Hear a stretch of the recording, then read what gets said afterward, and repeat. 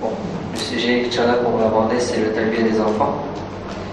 Avant qu'on commence, j'aimerais savoir si vous avez déjà fait des sessions sur talbiya des enfants. Et si vous avez déjà fait, qu'est-ce que vous avez discuté?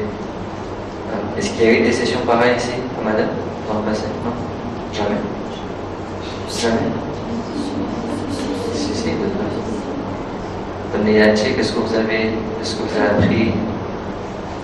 Non? En fait, c'était surtout dans le sens où, vous savez, par exemple, quand ils sont petits jusqu'à 7 ans, c'est ça, et puis voilà, les étapes, et ensuite, comment vraiment leur répondre, surtout quand ils sont dans l'adolescence et tout. Voilà. D'accord. C'était combien d'heures? Alors, ça a duré 1h30, mais ça fait très très longtemps. Par contre, c'était pas ici à Tanam, c'était en province. D'accord. Et vous avez des enfants? Tout le monde a des enfants ici? Oui. Combien d'enfants? 3, 2. Donc tout le monde a des enfants. Super. Moi, c'est important. Moi, j'ai 3 enfants. J'ai 2 filles et un fils.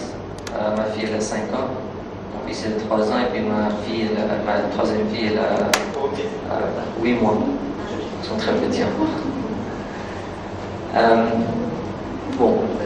Alors, comme vous le savez, le talbiya des enfants, c'est un sujet qui est très très vaste. Il y a beaucoup de choses à discuter. C'est pas quelque chose qu'on peut faire en 1 heure, en 1 heure et demie. Mon frère, il a enseigné un cours de talbiya en anglais en 6 heures. Et ça, c'était seulement la base, le début. Donc en 1 heure, on peut vraiment pas faire grand chose. Ce sera juste une introduction, ce sera juste très superficiel. Il y a des ulama qui ont écrit des livres à propos de ça pour les gens, pour le public. C'est pas traduit dans d'autres langues, c'est en farsi. Donc j'ai essayé, on essaye, c'est un effort qu'on fait, moi et des amis, de rendre tout ce matériel, ce contenu qu'on a en farsi, de le transformer dans des courses comme ça en français, en anglais. Mais bon, ça prend du temps et c'est un sujet très vaste. Et à la fin de ça, je pense que vous aurez plus de questions que de réponses. Et c'est normal et c'est important. Et puis bon, si vous avez des questions, on peut en parler, Inch'Allah, on peut discuter. Donc, dans le thème de talbiya, il y a beaucoup de discussions. Il y a certaines discussions qui sont pas spécifiques à certains cas de famille. C'est des discussions générales. Donc, par exemple, les besoins des enfants. Les enfants ont 4 besoins primaires. Le besoin physique, les besoins émotionnels, les besoins intellectuels, les besoins spirituels. D'accord? Ça, c'est les besoins de tous les enfants. Et partie du talbiya islamique, c'est de répondre à ces besoins. Et ça, c'est la responsabilité des parents. La responsabilité des parents de répondre à ces besoins de l'enfant. Et si on répond bien à ces besoins, ça aura un impact très fort dans la vie de cet enfant, un impact qui va continuer pendant des années dans toute sa vie. Et si on ne répond pas bien à ces besoins, ça aura un impact très négatif, même possiblement dans toute leur vie, jusqu'à la fin de leur vie. Et quand on s'analyse, parfois on réalise qu'on a certains défauts ou certains problèmes dans nous, et on réalise que ça vient de notre enfance. Et c'est très difficile d'enlever ça une fois qu'on grandit. Donc en tant que parents, on a une grande responsabilité envers nos enfants, surtout parce qu'ils ont des besoins. Et nous, en tant qu'adultes, on peut répondre à nos besoins, on a la capacité, on a l'intelligence, on a la force et tout. Mais les enfants, ils sont complètement dépendants de nous. C'est pour ça qu'il y a certains ulama qui disent, je ne sais pas si c'est dans les hadiths ou pas, c'est que les enfants comprennent la relation de l'humain avec Allah avec leur relation entre eux et les parents. Pourquoi? Parce qu'ils sont complètement dépendants des parents, de la même façon dont l'être humain est dépendant de Dieu. Donc si nous, on agit bien envers les enfants et on répond à leurs besoins correctement, leur vue de Dieu et de l'islam sera très positive. Mais si nous, on ne se comporte pas bien avec eux et on ne répond pas bien à leurs besoins, ils auront un perspective très négatif envers Dieu. D'accord? Donc c'est une responsabilité très lourde sur nous. Et puis il y a des sujets spécifiques. Par exemple, le talbiya pour les différents âges. Comme vous l'avez dit, par exemple, le talbiya des enfants de moins de 7 ans est différent des enfants de, par exemple, des adolescents. C'est talbiya, mais c'est deux différentes façons de faire talbiya. Ou bien, par exemple, l'éducation islamique. Comment enseigner l'islam à nos enfants? Normalement, nous, on pense qu'enseigner l'islam à nos enfants, ça veut dire que dès l'âge de 2-3 ans, on dit « Ah ouais, et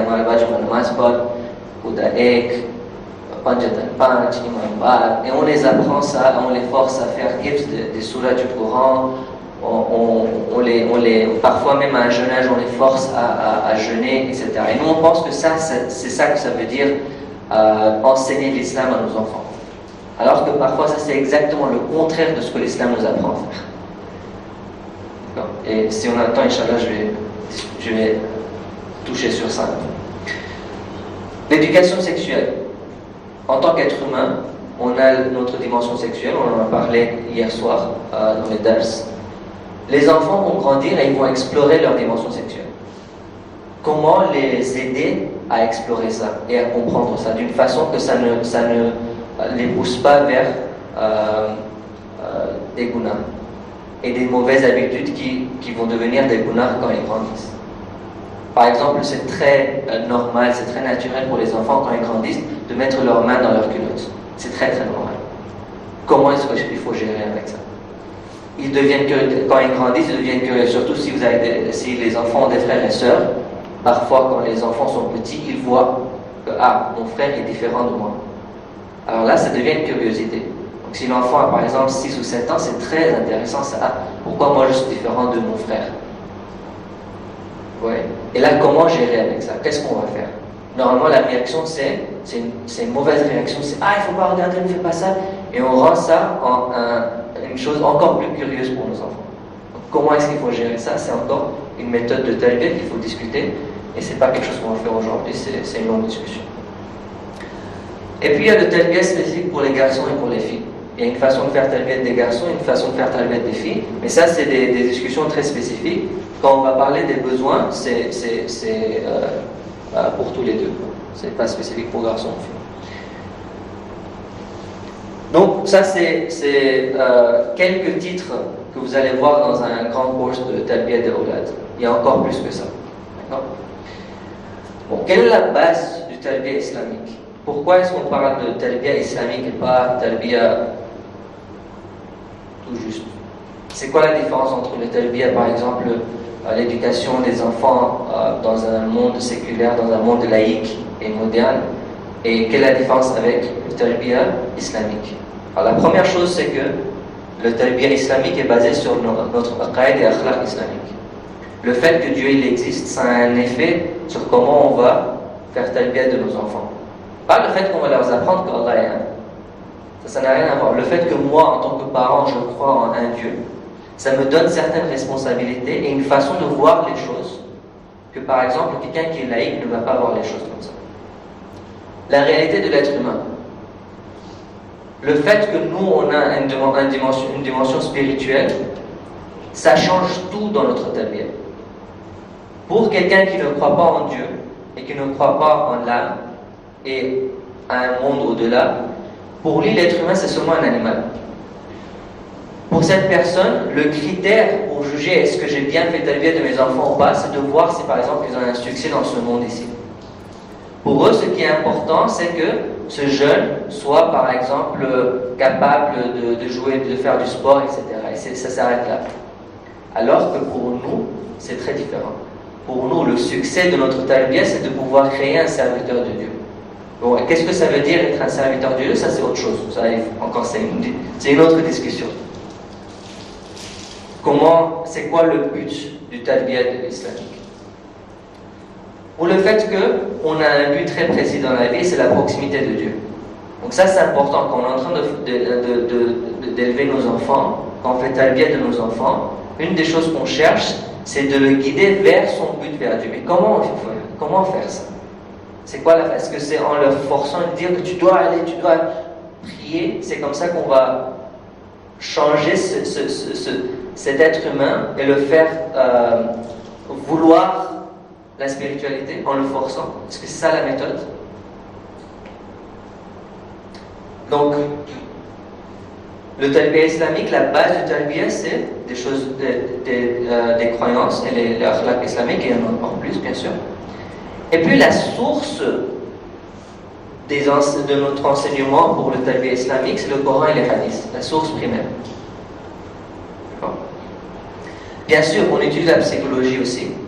La psychologie et les études qui ont été faites dans les universités, surtout dans les universités occidentales.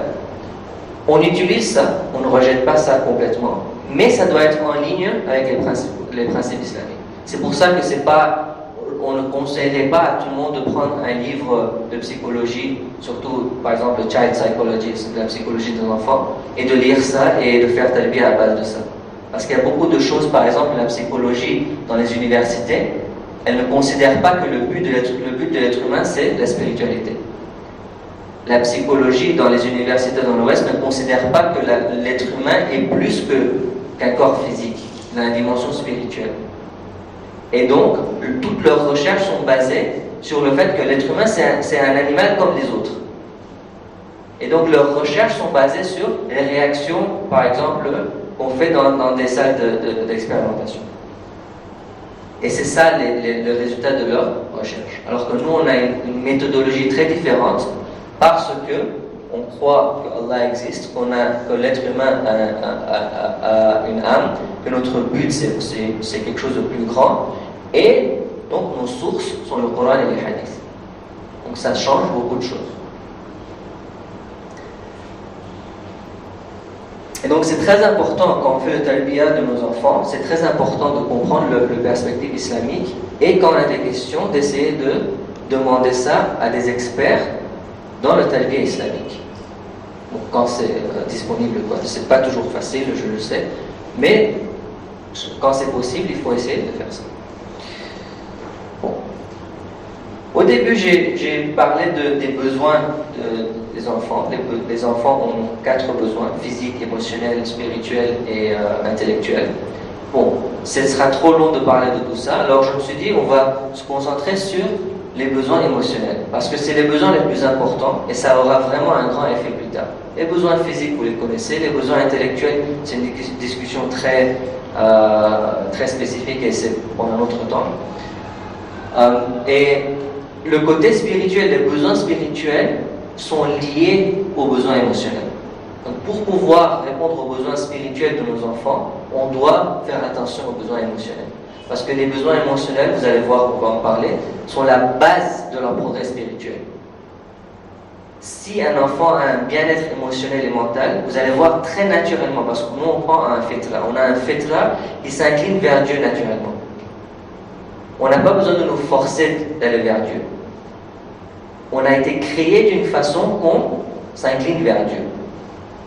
Alors il suffit de bien répondre aux besoins de l'être humain, surtout les besoins émotionnels.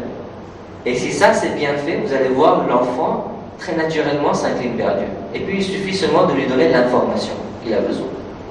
Sinon, ce vouloir d'aller vers Dieu, le vouloir d'être spirituel, c'est un truc très naturel dans l'être humain. Parce qu'en réalité, on est une âme.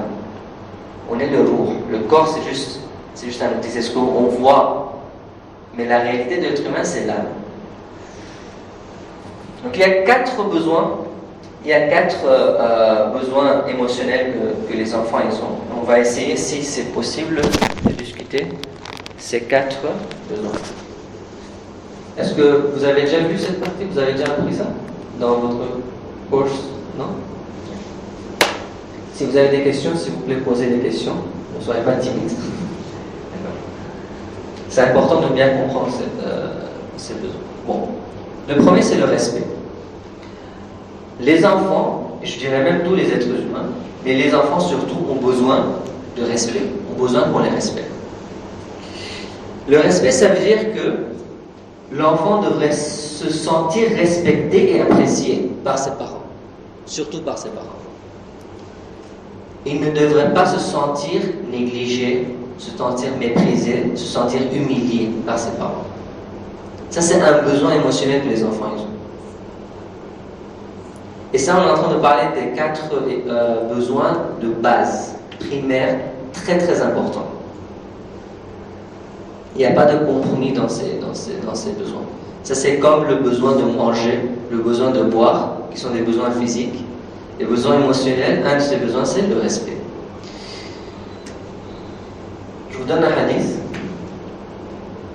Il est rapporté d'Imam Ali alayhi salam, Man karumat alayhi nafsu, hanat alayhi dunya. Imam Ali dit, celui qui a une estime de soi, le monde ne lui est pas important. Quelqu'un qui se sent respecté, quelqu'un qui a un respect pour soi-même et qui se sent respecté, cette personne n'a plus besoin d'aller essayer de plaire les autres. Cette personne ne va plus se satisfaire des trucs qui sont très banals dans ce monde. Ce monde, ça s'appelle dunya. Dunya, ça veut dire quelque chose qui est très bas, inférieur. Pourquoi est-ce qu'on va vers quelque chose qui est très bas? Quand on n'a pas une estime de soi, quand nous-mêmes à l'intérieur, on se sent inférieur. C'est quand on se sent inférieur qu'on s'en fiche des choses qui sont hautes. On se satisfait de ce qui est inférieur. Et un des grands problèmes qu'on a, surtout quand on grandit quand on devient adolescent, c'est quand on n'a pas cette estime de soi, on n'a pas de respect pour soi, on est prêt à tout faire. Parce que maintenant, on s'en fiche. De toute façon, on ne me respecte pas. Alors pourquoi est-ce que je ferai attention? De toute façon, la communauté ne me donne pas d'importance. Alors pourquoi est-ce que je ferai un effort pour faire des choses comme la communauté l'aime? Mes parents, ils me négligent de toute façon. Je ne suis pas quelque chose d'important dans leur vie. Ils m'ont toujours mis de côté. Ils ne m'ont jamais écouté quand j'essayais de leur parler. Quand j'ai fait un beau dessin, je pense que c'est un beau dessin. J'ai 3 ans, j'ai fait un dessin que moi je pense c'est le plus beau dessin qui existe dans le monde. J'ai montré à mes parents et ils n'ont même pas regardé. Ils disent oui, c'est très beau bien. Ils ne m'ont pas donné l'attention. Ils ne m'ont pas donné le respect. Et donc l'enfant, s'il n'a pas le respect, il grandit avec un manque de respect dans soi-même. Et Imam Ali dit que si quelqu'un a une estime de soi, a ce respect, le dunya ne sera pas important pour lui. Vous voyez comment c'est très naturel. Le dunya, la nature du dunya, c'est d'être bas. La nature de Allah et la spiritualité, c'est d'être haut. Si quelqu'un a un respect pour soi-même, il ne va jamais se satisfaire des choses qui sont basses.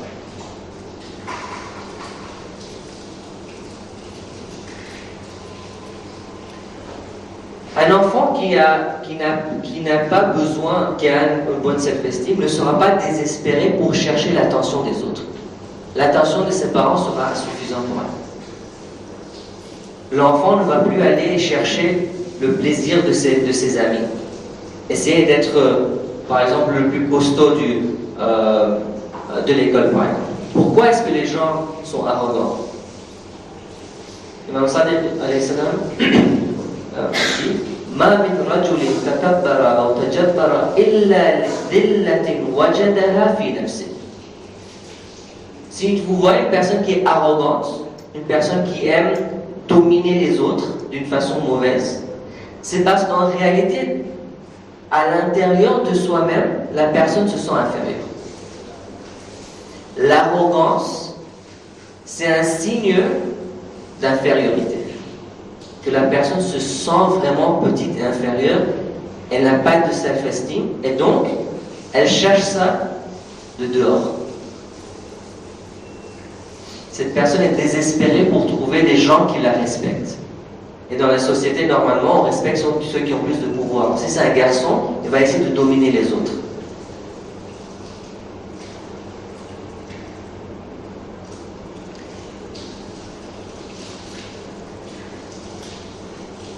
Donc, comment faire pour montrer le respect à nos enfants? Alors, j'ai toute une liste, je ne pouvais pas la lire ici, c'est un peu difficile. Alors, des choses très banales, on le sait tous, c'est un problème de pratiquer ça. Par exemple, ne pas les gronder en public. Votre enfant, votre fils ou votre fille qui fait quelque chose de mauvais, c'est pas nécessaire de les gronder là même. On peut venir, diffuser l'attention, les divertir, et puis, une fois qu'on est à la maison, on peut bien expliquer à l'enfant. Calmement, sans les gronder, on peut les expliquer. Mais normalement, ce qui se passe, c'est quand notre enfant il fait quelque chose de mauvais, là on pense que Malik Izzat gay. Donc, pour notre propre Izzat, on gronde l'enfant. Pour faire pour montrer aux gens que ça c'est pas moi, ça c'est mon enfant. Et donc on détruit l'estime de soi de notre enfant pour garder notre izzat devant les gens. En tant que parent, il faut qu'on apprenne à un peu ne pas faire attention à ce que les autres ils disent et de se concentrer sur le bien-être de nos enfants. Bien sûr, il y a des limites, bien sûr. Oui. Mais il y a certaines choses qui sont dans notre imagination. Et alors, si les gens ils pensent que mon fils il vient de verser de l'eau ici, ils vont penser mal de moi. Il a versé de l'eau, c'est pas grave. Ne le grondez pas devant tout le monde, ne l'humiliez pas devant tout le monde. Ou bien, par exemple, quand ils nous parlent, leur donner un peu, leur prêter de l'attention. Parfois, on est en train de parler avec notre mari ou avec un ami, une amie, et notre enfant il vient et dit maman, maman, maman, maman, maman, maman, maman, maman, maman, maman, maman, maman, tais-toi un peu. Ça va casser. Ça casse l'enfant, ça brise le cœur. C'est un adulte avec qui vous parlez, une minute, dis bêta. Juste ça, juste le fait que vous lui donnez l'attention, ça montre le respect pour l'enfant. Peut-être qu'elle veut vous montrer quelque chose, peut-être qu'elle veut vous dire quelque chose. Ça, c'est montrer du respect. Ou bien, par exemple, s'ils veulent aider à la maison, disons que vous avez une fille de 4 ans, 5 ans, elle veut aider à la maison, elle veut participer dans les activités de la maison. Non, c'est moi qui vais mettre l'assiette sur la table. Là, vous dites, et puis vous dites, bon, si ça se casse, elle va se faire mal. Là, on se fait des excuses maintenant. Si ça se casse, elle va se faire mal, et puis laissez-la essayer. Si ça se casse, elle va apprendre. C'est pas grave. Mais elle veut vous aider. Quand elle aura 15 ans et qu'elle va rester dans sa chambre, vous devrez la crier. Pourquoi tu viens pas aider? Est-ce que je suis ta bonne? Quand est-ce que tu vas apprendre à gérer une maison? Mais elle a grandi pendant 15 ans. Tout ce qu'elle a appris, c'est sors d'ici, tu vas casser. Sors d'ici, j'ai pas confiance en toi. Ne te mêle pas de mes affaires. Tu sais pas le faire. Chaque fois qu'on fait ça, le sens d'infériorité s'accumule dans leur cœur. Une ou deux fois ça se passe, ça passe. Mais quand année après année ça s'accumule, les enfants ils grandissent, deviennent adolescents, ils se disent bon, de toute façon, elle veut pas que je l'aide. Et ça se passe souvent chez les mères qui sont très perfectionnistes. Ça c'est quelque chose que nous travaillons dessus. C'est pas grave si tu as un c'est pas grave s'il y a une petite tache ici. C'est pas grave si elle a mis du riz dans l'assiette et puis il y a un peu qui s'est versé. On nettoie vite et ça passe.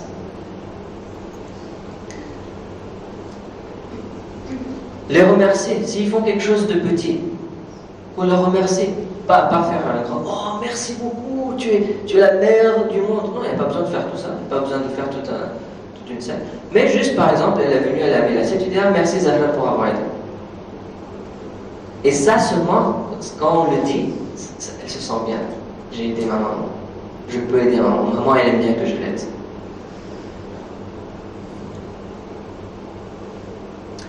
Quand elles font des erreurs, par exemple, ne pas corriger ces erreurs directement devant eux. Disons qu'elle est venue, elle a mis ça comme ça, et puis... D'accord? Et ça, normalement, quand on voit ça, tu te dis... Ça seulement, c'est un manque de respect. Bon, une fois qu'elle est passée, on vient tout doucement, on le met de la place et c'est fini, personne ne sait. C'est des petits trucs comme vous voyez, c'est des trucs banals. Mais c'est la différence entre le respect et le manque de respect. Et juste corriger des petites choses pareilles dans notre vie, ça nous aide à faire talbiya de nos enfants.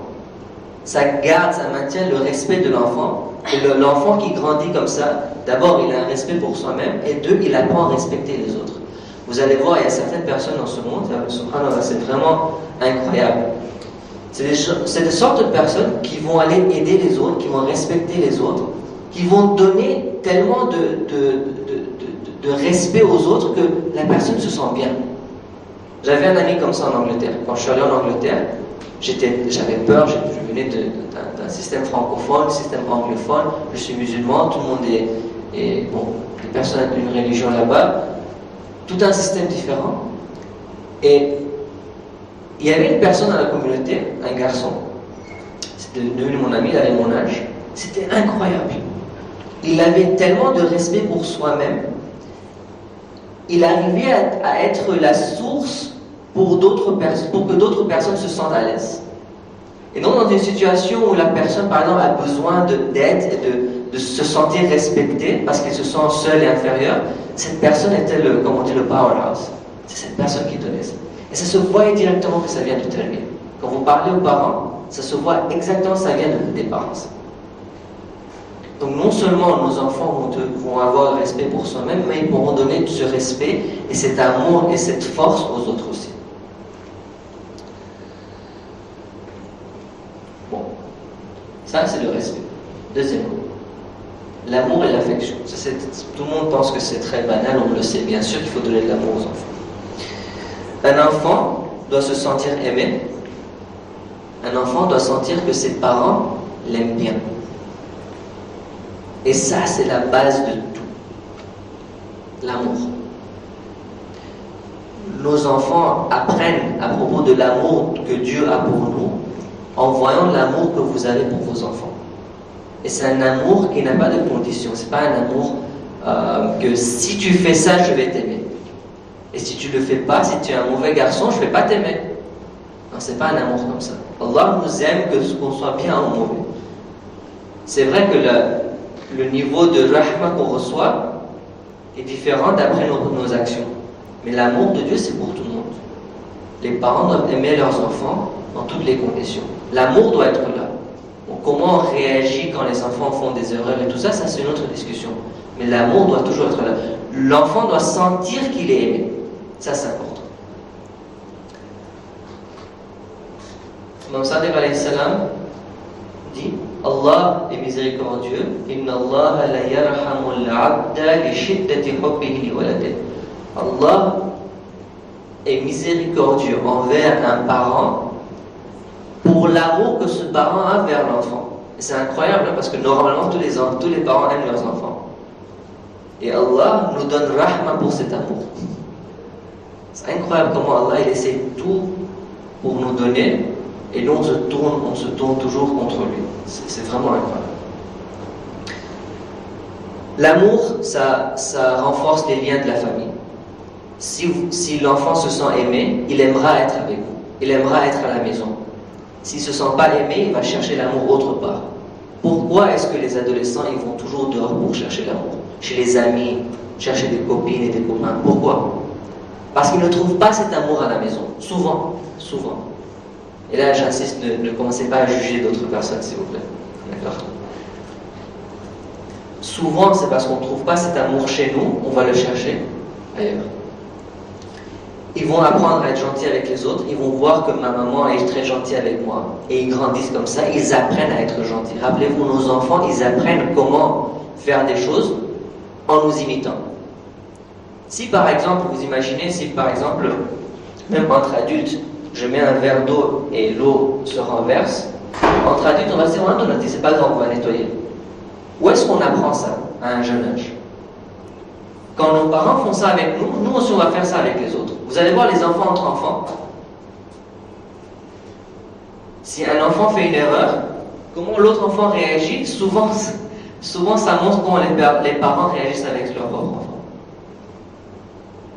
Donc on n'allait pas juger, parce que tous les enfants ont leur propre caractère, ils sont influencés par l'environnement, par d'autres personnes aussi. Il y a des choses, par exemple, qu'on voit dans nos enfants qui viennent vraiment pas de nous, on le sait. On sait que ça vient de fulane personne.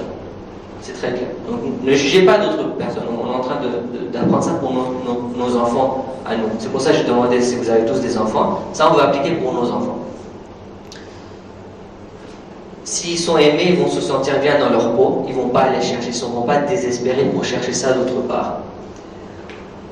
Ils vont vous prendre comme un modèle. Allah dit à propos du prophète, فبما رحمة من الله لنت لهم وإن كنت فظا غليظ القلب ولو كنت فظا غليظ القلب لانفضوا من حولك. Pourquoi est-ce qu'on prend le prophète comme un modèle? C'est à cause du rahma qu'il avait envers les personnes. Pourquoi est-ce qu'on est toujours capable d'aller chez le prophète, même vers Dieu et dire Dieu, j'ai fait une erreur, pardonne-moi? Parce qu'on sent toujours l'amour de Dieu. Dieu ne nous a jamais mis de côté, nous a jamais rejeté à cause de nos erreurs. Il a dit, tu as fait une erreur, c'est pas grave, viens, je t'aime toujours. Si on rejette nos enfants pour leurs erreurs, si on dit aux enfants, je t'aime seulement si tu fais tes devoirs, si tu ne fais pas tes devoirs, je t'aime plus. Je t'aime seulement si, par exemple, tu nettoies ta chambre. Si tu ne nettoies pas ta chambre, je t'aime pas. Quand on fait ça, l'enfant petit à petit va grandir. Quand il va faire une erreur, il va dire, mince alors, maman n'aime plus. Maintenant, je ne peux plus aller chez maman parce qu'elle n'aime pas. Ça crée une barrière. L'amour conditionnel crée une barrière. Chaque fois que l'enfant va faire une erreur, maintenant il aura peur. Il va penser que maman ne m'aime plus. Donc petit à petit, cette relation avec les parents va se casser. Alors que l'amour, c'est le comment on dit, catalyste. Que même quand on fait une erreur, c'est pas grave, on est prêt à repartir chez nos parents. Parce qu'on sait qu'ils nous aiment, ils vont nous pardonner. Comment gérer? Est-ce que si on va pardonner nos enfants, ça veut dire qu'ils vont continuer les erreurs? Non. Les enfants vont se corriger parce qu'ils ont du respect pour soi. Parce qu'ils ne sont pas satisfaits avec les choses qui sont inférieures. Quand un enfant réalise que cette chose c'était une erreur, il ne va plus la faire. Ce n'est pas en lui montrant, en se fâchant contre eux et en leur disant que je t'aime plus et toutes ces menaces qu'ils vont apprendre. Ce n'est pas ça qui les apprend. Ils vont apprendre en vous imitant. Quand est-ce qu'ils vont vous prendre comme modèle? Quand est-ce qu'ils vont vous imiter? Quand vous leur montrez de l'amour. Quand ils savent quand ils aiment vraiment leurs parents. Et c'est exactement notre relation avec Dieu. Il y a des gens qui ne vont pas vers Dieu parce qu'ils ont peur. Pourquoi? Parce qu'on nous a appris que si tu fais des péchés, Allah va te punir. Et maintenant ils ont peur de Dieu, ils ne vont pas vers Dieu. Alors que c'est une balance. Allah dit, ma miséricorde n'a pas de limite.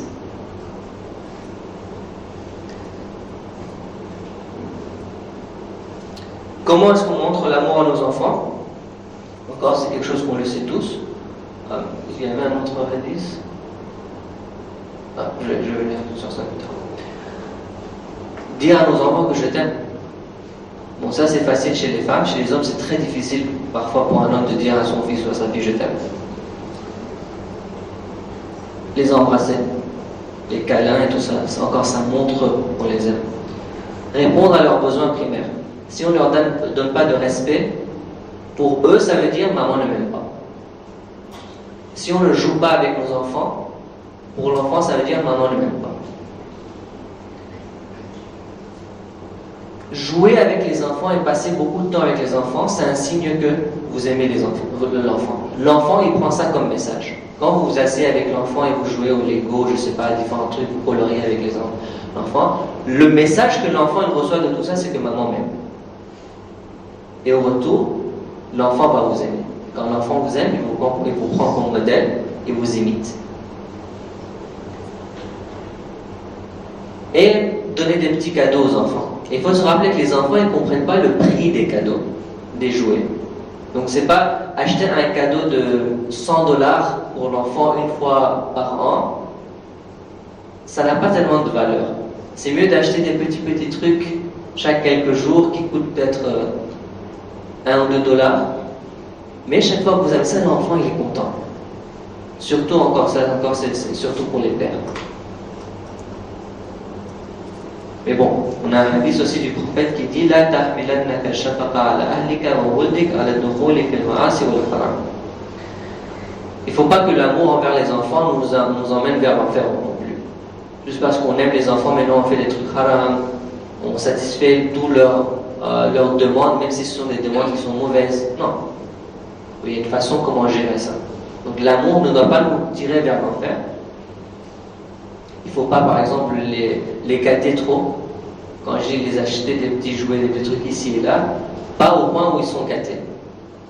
Il y a une limite, il y a un équilibre à faire. Donc ça, c'est 2 besoins primaires, le respect et l'amour.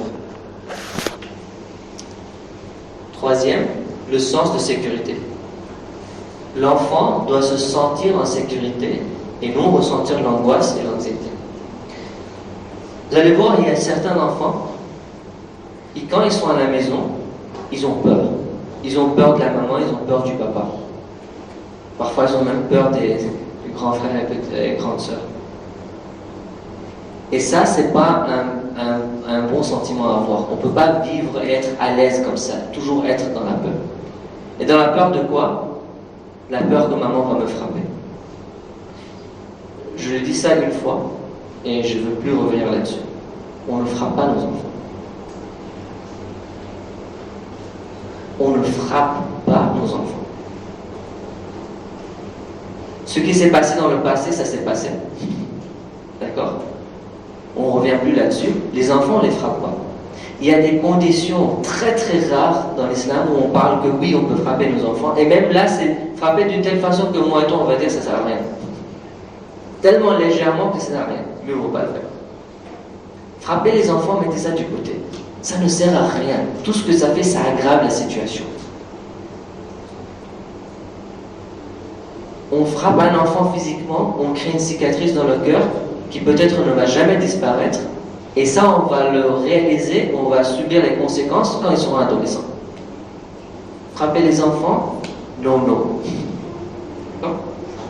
Les enfants ne devraient pas avoir peur qu'on va les frapper. Les enfants ne devraient pas avoir peur qu'on va les gronder.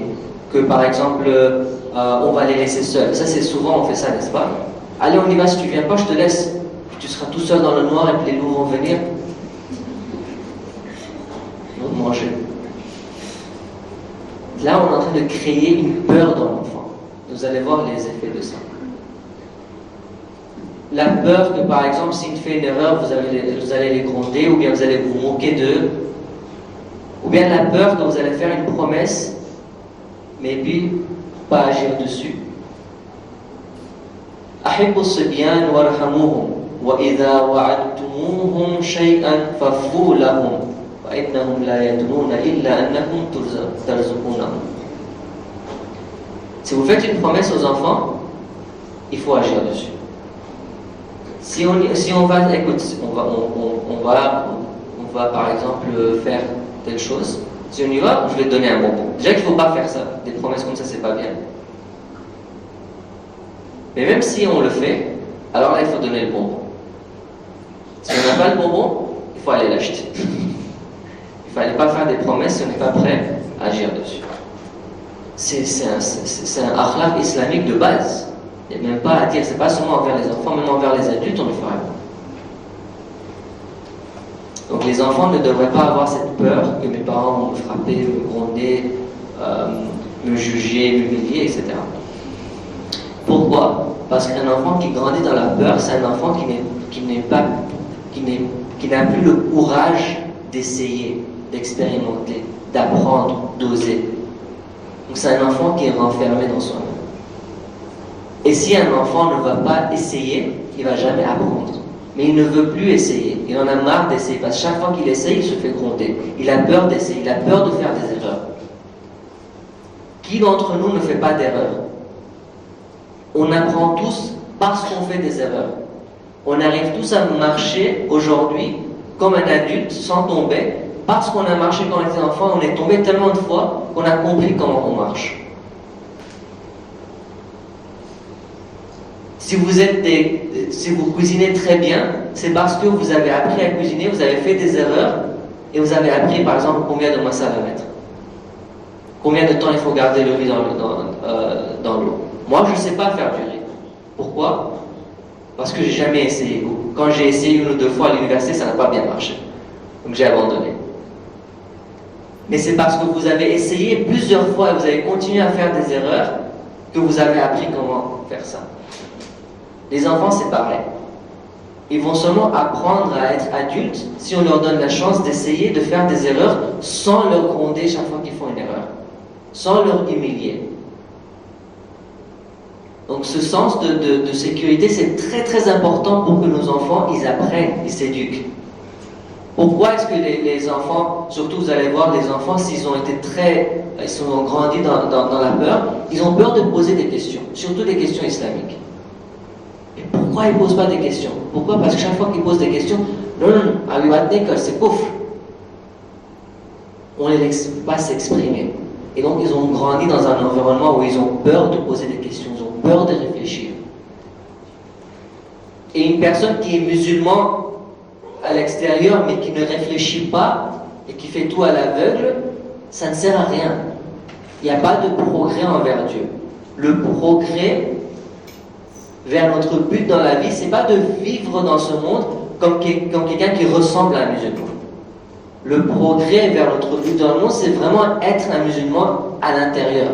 Et ça vient quand on pose des questions et quand on cherche des réponses. Et on est prêt, on a le courage de poser des questions et le courage de trouver des réponses.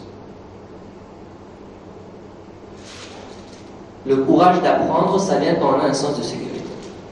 C'est pas grave. Moi, je me rappelle, j'ai vu un garçon de 13-14 ans, il n'arrivait pas à se servir à la table. Il prenait du riz, il était comme ça, et il renversait tout, à l'âge de 14 ans. Quand j'ai fait un peu de recherche, j'ai réalisé jusqu'à même peut-être quelques mois, c'est toujours sa maman qui mettait pour lui. Elle pensait, je fais une faveur, je montre de l'amour à mon enfant, il y a une façon de le faire. Elle ne laissait pas la liberté de se servir à table. Donc à l'âge de 14 ans, le garçon ne sait pas mettre du riz sur son assiette. Il tremble. Et il renverse après. Et il se fait gronder. Et ça m'a vraiment fait mal. Vraiment, dans ce cas, ça m'a vraiment fait mal. Je pense que j'allais en dépression pour un jour ou 2 jours de voir cette scène. C'est l'état de nos jeunes si on ne leur donne pas un peu de liberté de faire des erreurs. C'est pas grave si le tapis se salit un peu, c'est pas grave si le mur se salit un peu, c'est pas grave si le vase se casse.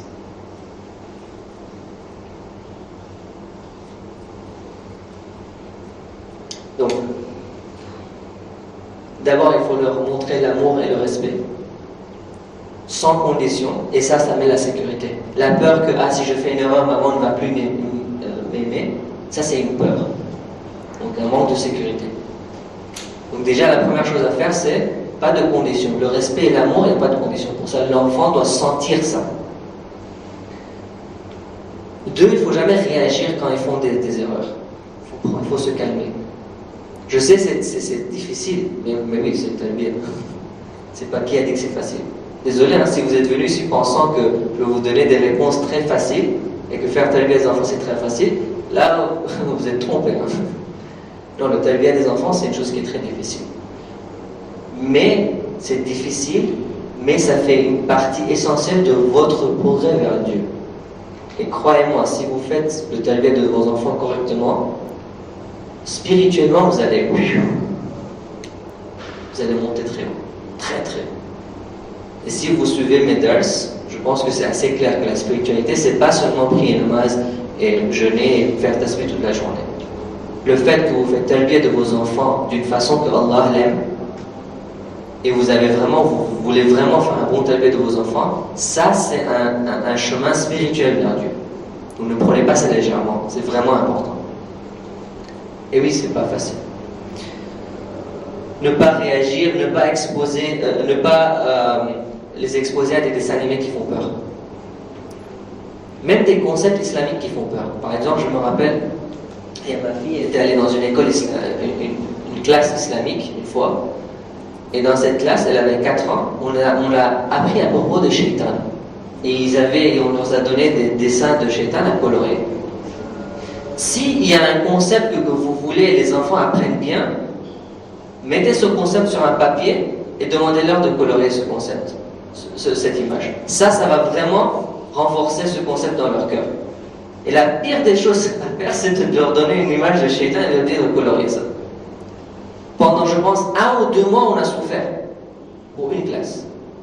Le soir, il dit, on est big la gâté Shaitan. Un enfant de 4 ans.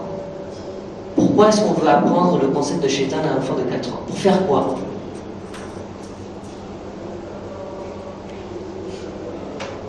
L'enfant grandit dans la peur en pensant qu'il y a un Shaitan qui vient et qui leur dérange.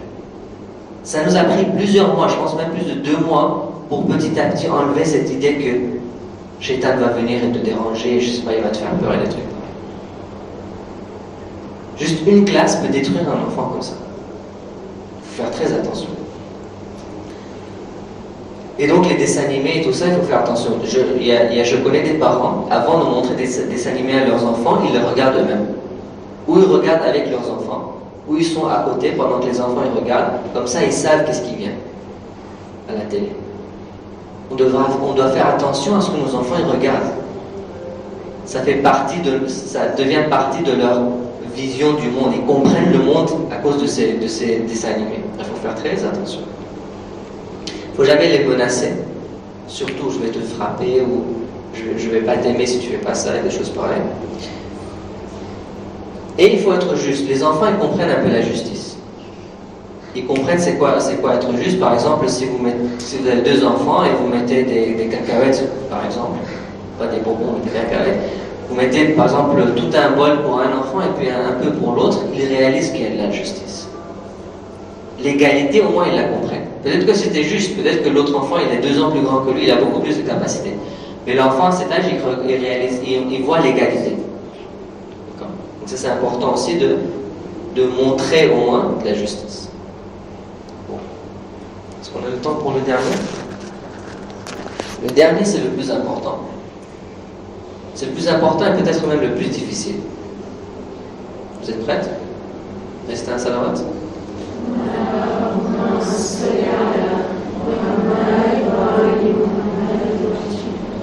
Alors moi, j'aime pas des monologues comme ça. C'est vraiment pas mon style. Mais j'ai peur que si je suis interactif, on ne pourra pas couvrir tout ça. Et je pense que c'est le minimum d'information. Sinon, on va aller nulle part. Donc, désolé, je parle trop. J'espère que vous arrivez à me suivre.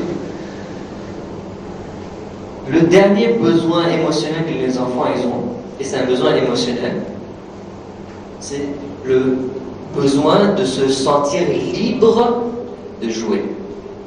Se sentir libre de jouer. L'enfant ne doit pas se ressentir qu'il est restreint ou limité. Alors je souligne le mot sentir. Je ne dis pas laissez vos enfants à faire ce qu'ils veulent. Bien sûr, ils doivent être limités, mais il ne doit pas sentir qu'il est limité. Ça, c'est important. C'est un besoin temporaire. Ce besoin de jouer, la liberté de jouer, c'est un besoin qui a jusqu'à l'âge de, c'est à peu près les premières 7 ans. 6 ans à 8 ans, ça prend un peu ça. Le hadith, il dit Da ibnaka yal'ab sab'a sinin. Laissez vos enfants jouer pendant 7 ans. Bon, il y a plusieurs hadiths comme ça. Alors, avant qu'on parle de comment le faire pratiquement, pourquoi est-ce qu'il faut faire ça? D'abord, les enfants, ils apprennent quand ils jouent. Nous, on apprend quand on se met derrière l'ordinateur, on va sur Google. Les enfants, ils n'ont pas de Google. Leur Google, c'est jouer. Quand ils jouent, ils font des expérimentations, ils essayent ça et différentes choses, et c'est là qu'ils apprennent. L'école des enfants, c'est le jeu. Rappelez-vous de ça. Et ça, jusqu'à l'âge de 7 ans. Oui, il y a un petit problème dans notre éducation scolaire où la maternelle et la primaire commencent très tôt. Et d'après les experts en tarbiyat islamique, l'enfant ne devrait pas commencer une éducation stricte jusqu'à l'âge de au moins 6 ans, même 7 ans. Donc si vous allez voir en Iran par exemple, les écoles où ils apprennent à lire et tout ça, et lire et écrire et tout, d'une façon stricte, ça commence à l'âge de 6 ans, 7 ans. Avant ça, si on veut les apprendre, c'est complètement à travers les jeux. Seulement les jeux. Donc ils apprennent, mais ils apprennent avec des jeux. Les enfants mûrissent plus vite quand ils jouent. Vous savez, il y a des adultes que, même à l'âge de 30 ans, il y a toujours ce man de jouer. C'est toujours là. Et ils le disent eux-mêmes, c'est mon côté enfant. Ce côté enfant devrait disparaître à l'âge de 7, 8, 9 ans. Mais parce qu'on n'a pas eu la chance de vraiment explorer et d'enlever cette énergie et ce monde qu'on a en tant qu'être humain, quand on était jeune, ça reste là jusqu'à la fin. Donc on a envie de faire ces trucs d'enfant.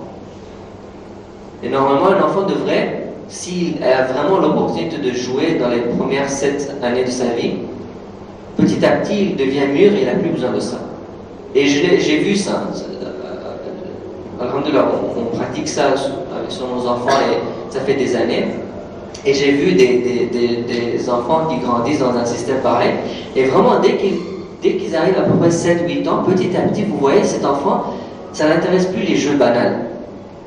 Il s'intéresse plus à des jeux intellectuels, à des jeux de mots, et puis ils sont plus prêts à prendre la responsabilité, ils sont prêts à aider. Dites à ma fille de 4 ans, par exemple, quand elle avait 4 ans, je lui ai dit « aide-moi à prendre ça », elle ne m'a pas aidé. Mais petit à petit, quand ils grandissent, ils disent « papa, je veux peut-être ». C'est très naturel, c'est très normal. Parce qu'ils sont satisfaits, ils ont besoin de jouer. Et quand ce besoin de jouer a été satisfait, on a répondu à ce besoin, petit à petit ils sortent de ça. C'est un besoin temporaire. Donc ils apprennent beaucoup, ils ont moins besoin de temps sur l'écran. Vous allez voir souvent les enfants ils demandent « ah je veux, donne-moi le téléphone, jeux vidéo, télévision » parce qu'ils s'ennuient, ils veulent faire quelque chose, ils veulent courir, ils veulent sauter, il veut aller ici et là, il veut faire quelque chose, mais il n'a rien à faire. Donc l'enfant, il ne comprend pas. Pour lui, qu'est-ce qui le stimule? C'est l'écran. Donc il va demander à être toujours sur le téléphone, et les jeux vidéo, et la télé, et tout ça. Alors que ça détruit l'enfant. Ça augmente, et ça leur remplit d'énergie négative, et puis ils n'ont plus la capacité de dégager cette énergie, et là ça se transforme en des crises de pleurs et de taper, de colère et tout ça.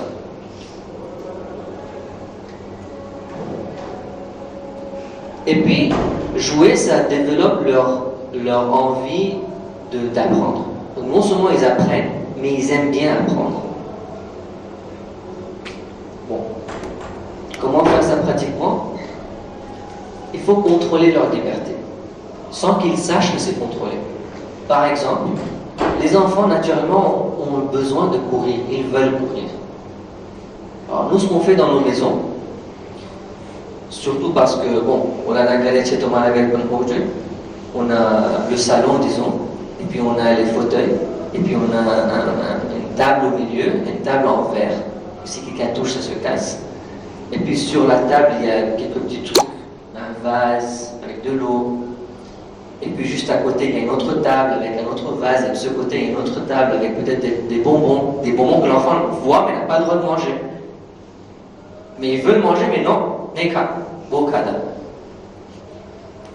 Donc quand l'enfant il entre, il est dans la maison, il a toujours peur. On l'expose, on lui met des bonbons devant lui, mais il n'a pas le droit de manger. Il se sent restreint.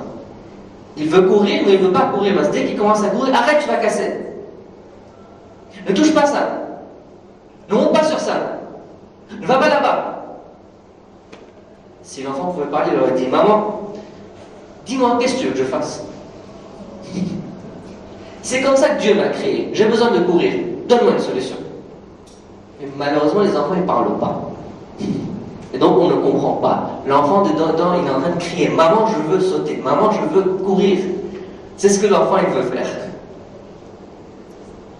Et nous, on a organisé nos maisons d'une façon qu'ils ne peuvent pas courir, qu'ils ne peuvent pas sauter. Et ça, c'est un grand problème. Alors la solution, c'est quoi? La solution, c'est pas « Ah, chérie, il faut les laisser courir, ils vont détruire toute la maison. » Changez un peu les dispositions de vos affaires dans vos maisons. Sacrifice Nangaroé. Pourquoi avoir des enfants? Avoir des enfants, c'est-à-dire je suis prêt à atteindre un niveau de spiritualité et de maturité que je peux maintenant sacrifier un peu pour un autre être humain. En tant que parent, on doit un peu grandir. On veut faire grandir des enfants, nous-mêmes, on ne veut pas tirer les gâteaux. La table, on la met de côté, les vases, les trucs de plus, à la poubelle, ou bien dans l'armoire pour plus tard, quand les enfants ils ont 15 ans, 20 ans, on va ramener ça. On ouvre un peu de l'espace dans la maison, on n'achète pas des fauteuils très chers au début, si on a des enfants, on est en train de planer ça, bon les fauteuils très chers et tout ça, c'est pour plus tard. Bon, si ça va se détruire, on met, je sais pas, une couverture dessus pour que ça ne se salit pas. On arrange notre maison que l'enfant se sent libre de jouer. Maintenant, il se sent plus restreint. Il n'y a plus de bonbons devant lui qu'il a envie de manger mais qu'il n'a pas le droit de manger. On le met dans l'armoire qu'il ne voit pas. S'il ne voit pas le bonbon, il ne va pas demander. On le montre le bonbon et puis on lui dit « t'as pas le droit de manger ». On ne le montre pas ce bonbon. Et c'est comme ça qu'on permet à l'enfant de se sentir libre. amène cara comme la personne. Non, tu peux me rappeler, elle amène la plus belle chemise qu'elle a. Celle que vous avez achetée pour le wilad de Mamati. Elle veut porter ça dans le wafat de Shahada de Bifada. Moi, je suis n'est-ce pas? Mais je ne dis pas laissez-la porter ça. Il faut manipuler. Il faut manipuler, il faut savoir gérer. Qu'est-ce qu'on fait? On leur donne le sentiment qu'ils ont le choix. Dis tu sais, et puis vous enlevez 3-4 différents trucs noirs, par exemple, ou même bleu foncé ou gris foncé. Ça ne doit pas être noir toujours, c'est des enfants. Gris foncé, bleu foncé, noir. Vous dites que ça c'est très beau. Tu peux choisir entre ceux-là? Elle dit, j'ai le droit de choisir.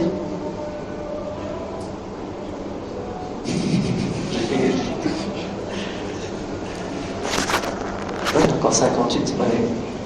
Après, il y aura deux séances qui vont arriver. Pardon? J'ai rien de séances qui vont arriver sur le sujet. C'est déjà bon. Après, on voit le plan. D'accord. Donc, là, l'enfant se sent que, je veux choisir. Il se sent respecté, il se sent aimé.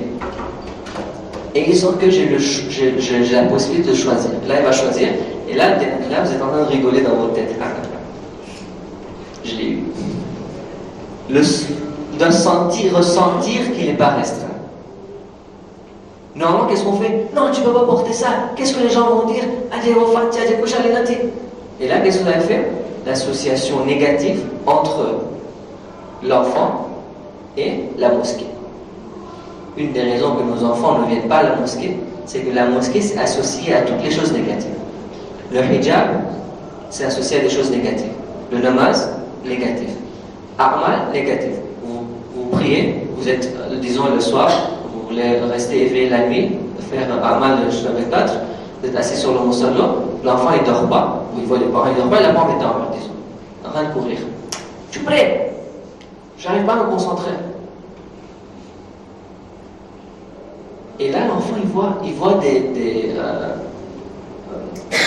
il réalise que chaque fois que mes parents veulent réciter le namaz ou doigt, moi, je n'ai pas le droit de courir. Donc, le namaz et les doigts, c'est une barrière entre moi et mes besoins. Ça ne peut pas être une bonne chose, ça. Donc, l'enfant, il grandit en pensant que le namaz des doigts et tout ça, c'est une barrière, c'est une mauvaise chose.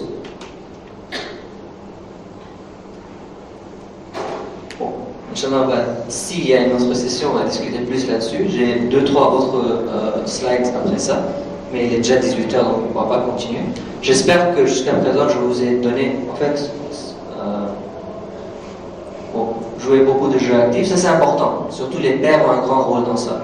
De jouer des jeux actifs avec leurs enfants, surtout si c'est un garçon, de jouer au foot, d'aller, apparemment vous n'avez pas de parc ici, mais d'aller dans la nature, les montagnes, et tout ça, c'est vraiment important, il faut faire ça avec les enfants, même avec les filles. Les filles aussi, à un jeune âge, les jeux sont très communs. Les jeux actifs, c'est les mêmes, que ce soit une fille ou soit un garçon, ça ne change pas beaucoup. Bon. Summary, j'ai changé en mode anglais ici, je ne sais pas pourquoi. Il y a 4 besoins, le respect, l'amour, la sécurité et la liberté de jouer. Et ces besoins sont essentiels, il n'y a pas de compromis. Donc Inch'Allah, on peut travailler là-dessus. Je suis sûr que vous avez beaucoup de questions de comment mettre ça en pratique. Et il y a beaucoup d'autres discussions que, Inch'Allah, on peut discuter peut-être dans une autre session. Je ne sais pas si on aura la chance ou pas. Sallallahu ala sayyidina Muhammad wa ala alihi wa sahbihi.